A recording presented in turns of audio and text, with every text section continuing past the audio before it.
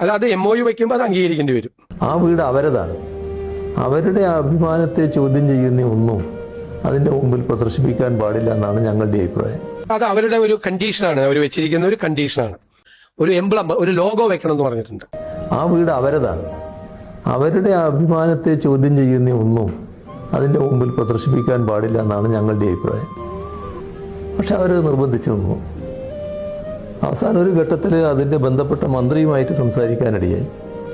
അപ്പോൾ തീർത്തു പറഞ്ഞു, അത് അങ്ങനെ ഒരു കാര്യം ഞങ്ങൾക്ക് അംഗീകരിക്കാൻ കഴിയില്ല.